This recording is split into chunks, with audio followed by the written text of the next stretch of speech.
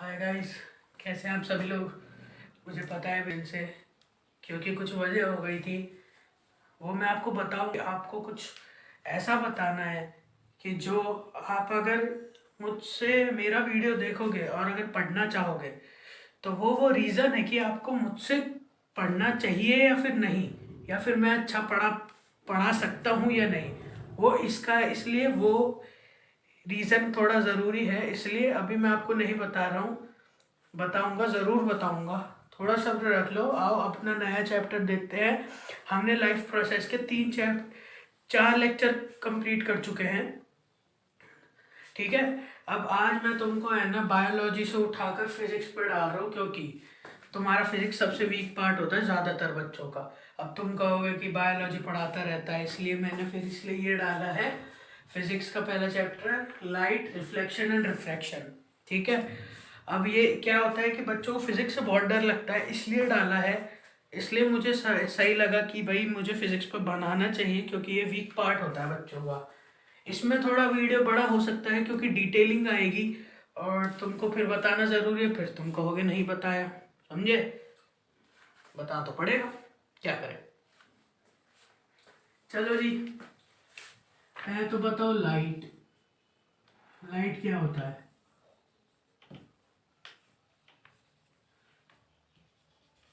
Light क्या होता है? LIGST, LIGST होता है क्या? लाइट होता है। लाइट की डेफिनेशन बताओ। वैसे तो तुम ज़्यादातर लोगों को पता है, फिर भी बता रहा हूँ। It is a form of energy which excites our sense of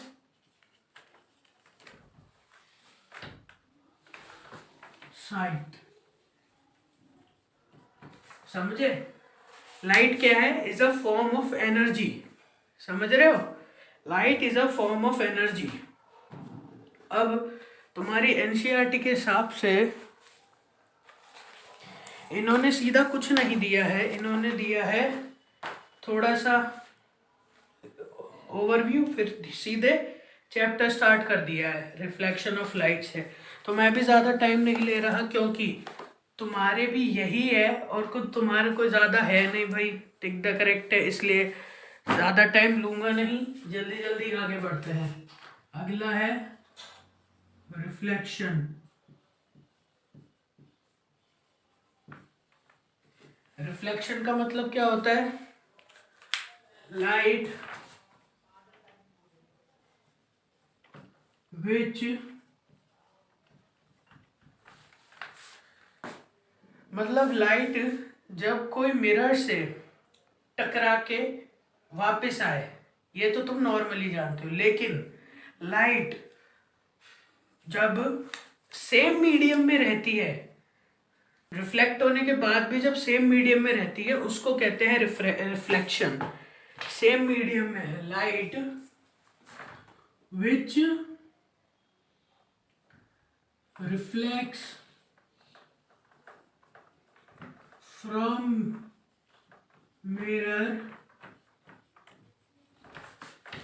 to the same medium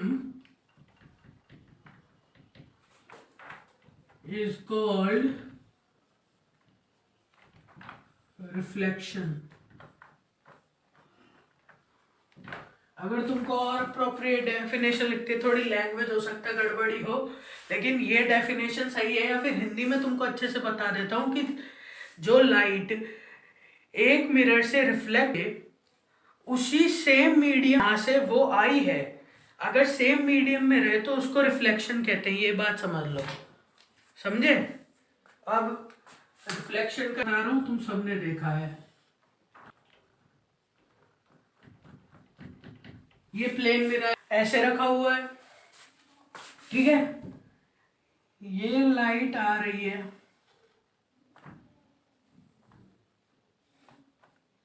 ये जा रही है। अब ये ऐसे यूं क्यों करा है? ये दिखाने के लिए कि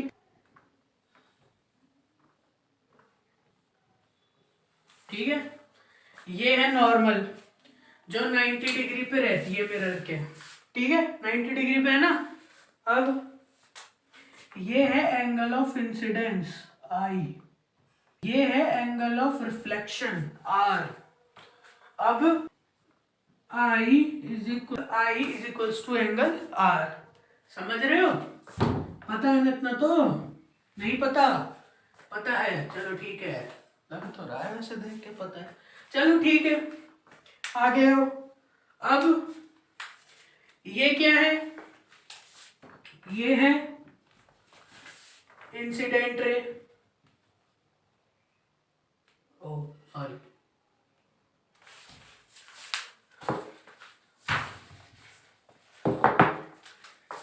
ये है इंसिडेंट रे, ये है रिफ्लेक्टेड रे, ये क्या है? मिरर। लेबलिंग इसलिए कर रहा हूं क्योंकि तुम फिर पूछते हो ये क्या है वो क्या है, तुम लोग कहीं मेरे खून पी जाओ कहीं। समझ रहे हो या नहीं समझ रहे? समझ रहे हो ना?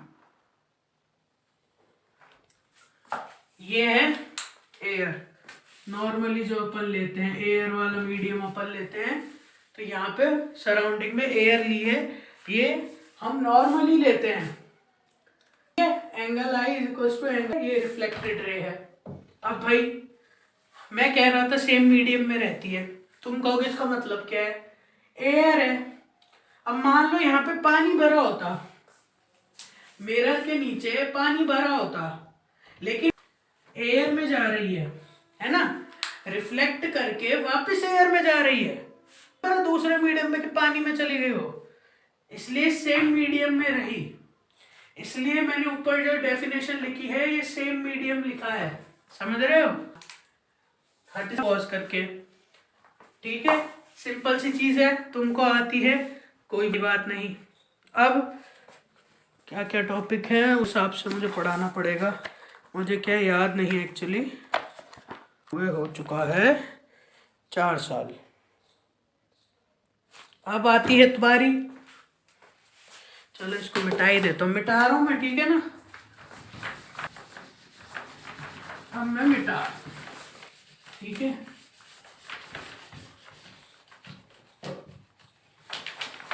मैं तुमको ज्यादा हाई लेवल का इसमें पढ़ाऊंगा नहीं, क्योंकि ये चैप्टर बच्चों के दिमाग में वैसे ही नहीं घुसता, नहीं घुसता, मुझे पता है, अच्छे से पता है नहीं घुसता। तुम लोगों को ये चैप्टर समझ ही नहीं आता, इसलिए मैं ज्यादा डिटेल में नहीं जाऊंगा, जितना तुम्हारे बोर्ड के लिए जरूरी है उतना ही बताऊंगा, ठीक है। अब अगली बात, अब आता है टॉपिक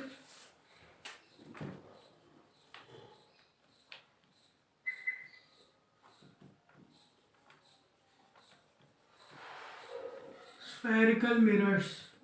नहीं रुक जाओ, पहले तुमको है ना मैं प्लेन मिरर समझा दूं यार, प्लेन मिरर इंपॉर्टेंट है थोड़ा सा। हमारा क्या है, प्लेन मिरर काम आता है, प्लेन मिरर।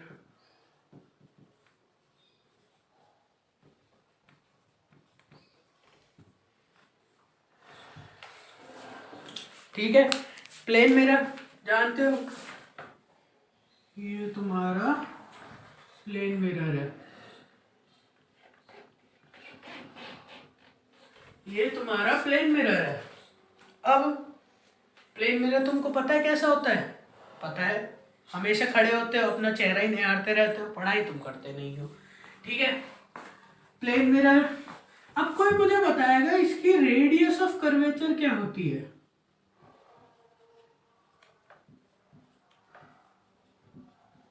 हाँ भाई बताओ, रेडियस ऑफ का क्या होती है? अब तुम कहोगे इसकी रेडियस ऑफ कर्वेचर, ये क्या होता है? अब भाई प्लेन मिरर की रेडियस ऑफ कर्वेचर पूछ रहा हूँ, रेडियस ऑफ कर्वेचर आगे आता है, लेकिन तुम्हारे एग्जाम आने वाले, इतना भी अगर तुम्हें नहीं पता कि रेडियस ऑफ कर्वेचर क्या होता है, तो भाई तुम पढ़ाई मत करो, सीधी बात, ठीक है। रेडियस ऑफ कर्वेचर, ठीक है, स्फेरिकल मिरर्स में पढ़ते हैं अपन, या तुम सीधे सीधे कह लो ना यार, किसी सर्किल का कर्वेचर पूछ रहा हूँ बस। रेडियस ऑफ कर्वेचर क्या होगा इसका? तुम यूं है तो तो इन्फिनिटी होगा। यूं ही तो बिल्कुल स्ट्रेट है।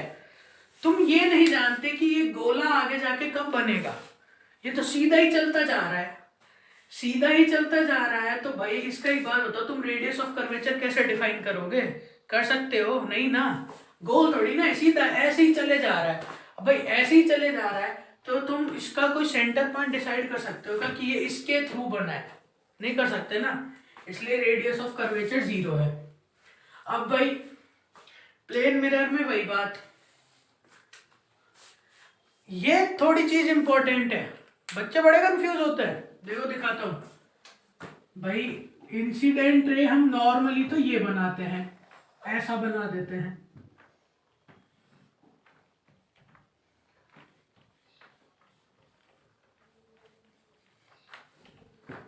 वही ये normal incident ray reflected ray, ये नॉर्मली बनता है। अब नॉर्मली ये बनता है। अब मैं पूछूं, चलो तुम्हें बता ही दूं थोड़ा सा एक्स्ट्रा, हमारे एनटीएससी के लिए भी काम ही आएगा। बताने के मन में तो नहीं थी लेकिन ठीक है चलो। ये है इंसिडेंट रे, अरे यार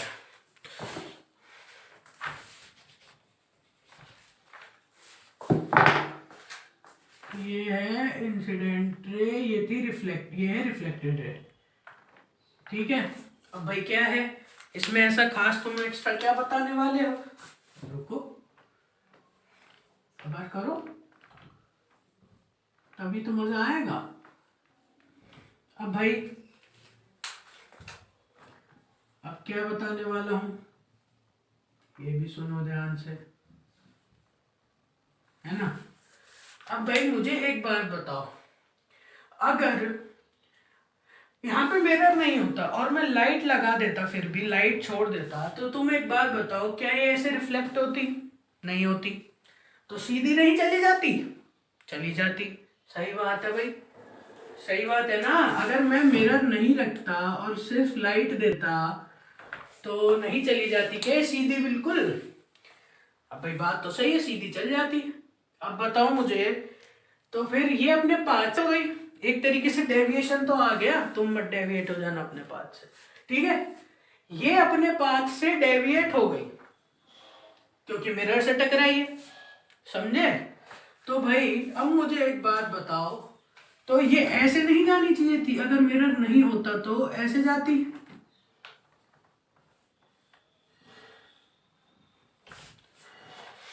ऐसे जाती, सीधी बिल्कुल, ठीक है। ये आई मान लो, ये आर मान लो, दोनों सेम होते हैं जी, बिल्कुल सेम होते हैं। अब मुझे एक बात बताओ, चलो ठीक है ना, सेम होते हैं। अब एक बात बताओ भाई, अगर ये सीधी जाती 180 डिग्री होता, होता कि नहीं होता? अब मैं पूछूं तुमसे कि एंगल ऑफ डेविएशन क्या होगा? अब भाई एंगल ऑफ डेविएशन क्या है भाई? जितना वो पहले सीधा जा रही थी अब वो डेविएट हो चुकी है, ऐसे वो ऐसे जा रही थी, ऐसे जा रही है। अब तो मुझे ये पूछना है कि भाई कितना एंगल है जिससे वो डेविएट हो गई, कितना एंगल में चेंज आ गया अब उसके, कि वो डेविएट हो गए अपने पाथ से, ऐसी हो गई, कितना एंगल का चेंज आया? अब भाई ये तो कुछ मुश्किल नहीं। सही बात है भाई, मुश्किल मैं भी कहाँ कह रहा हूँ, ठीक है। Angle I is equals to angle are,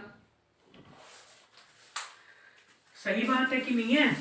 अब तो मैं इसको क्या कह दूं, इस एंगल को, इस एंगल को मैं क्या कह दूं, इस एंगल को मैं कह दूं डेल, गलत कह रहा हूं क्या? डेल कह दूं ना, क्योंकि डेविएशन है, इसको डेल लिखते हैं ज्यादातर, इसको डेल से रिप्रेजेंट किया जाता है एंगल ऑफ डेविएशन को। लिख देता हूं मैं डेल एंगल ऑफ डेविएशन। अब जी क्यों बताए तो, अपने पाथ से कितना डेविएट हो गई, कितना एंगल डेविएट हो गई, वो है तुम्हारा एंगल ऑफ डेविएशन। अब भाई ठीक है, ये भी समझ आ गया। तो अब एंगल ऑफ डेविएशन बताओ, बताएं? बताते हैं। देखो एंगल ऑफ डेविएशन कितना लिखे, एंगल ऑफ डेविएशन कितना लिखे। अब एंगल ऑफ डेविएशन हमें तो समझ नहीं आ रहा सर कैसे लिखे। सिंपल सा फंडा तुम्हें बताया, अगर ये सीधी जाती तो ये पूरा 180 डिग्री था ना, था कि नहीं था? तो एक बात बताओ मुझे, 180 डिग्री प्लस, नहीं सॉरी प्लस नहीं, हाँ 180 is equals to I plus R plus del लिख सकता हूं क्या मैं? भाई 180 degree I plus R plus del लिख सकता हूं क्या मैं? जल्दी बताओ, लिख सकता हूं ना? सही है ना? है? अब भाई डेल निकाल सकता हूं यहां से, इतनी तो मैथ्स पढ़ी है या नहीं पढ़ी? Del is equals to 180 degree minus I plus R bracket. समझ गए? अब मैंने देखा कि I is equals to R है, angle I is equals to angle R है, क्योंकि रिफ्लेक्शन में एंगल दोनों सेम होते हैं। ठीक है, तो मैं इसको ये भी लिख सकता हूं 180 माइनस 2i लिख सकता हूं। ये सेम है दोनों, तो इनको 2i लिख सकता हूं या 2r लिख सकता हूं? बिल्कुल सही है। लियो जी, फॉर्मूला आ गया। Angle of deviation plane mirror बता दिया तुमको चुटकियों में। पूछ लेंगे आज, अब तो सीबीएसई में भी पूछ सकते हैं, एमसीक्यू क्वेश्चन है। बच्चों को ये नहीं पता होता क्या होता है, सीधे फॉर्मूला पूछ लेंगे कि भाई बताओ एंगल ऑफ डेविएशन, अगर डायग्राम दे दिया ऐसा पूछा एंगल ऑफ डेविएशन बताओ क्या होगा। अब तुम है ना एग्जाम में,